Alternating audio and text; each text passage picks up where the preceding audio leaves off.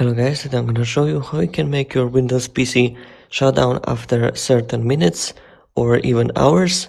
So if you plan to let your PC sit and then after 3 hours to shut down itself without you pressing the button. So the first thing that we need to do is to go to start.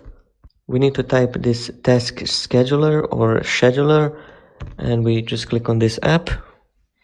And now from here we just click on this create basic task. And now here we're gonna name it whatever you want. I'm gonna name it Shutdown, like this, and we're gonna press on. You can type here the description if you want, but it's not needed. So we just click on next, and now we're gonna click on one time if it's one time. So it asks you when do you want this task to start. So just go here one time if it's one time, or when the PC restarts, or when it starts. As you can see, it says here, so we go next.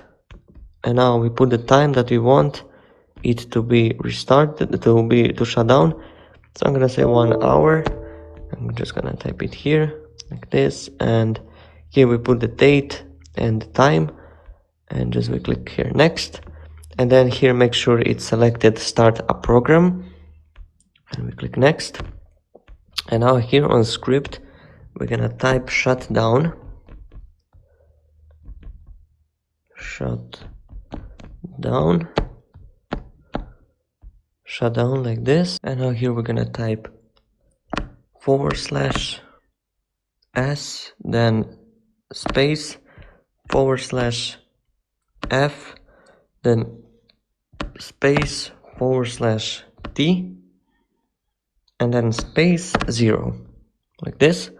And I would just click on next, and we click on this finish. And now our task is there. So that's pretty much it, how you can do it. Thank you so much for watching. If you like this kind of content, don't forget to subscribe, and see you in the next video. Bye.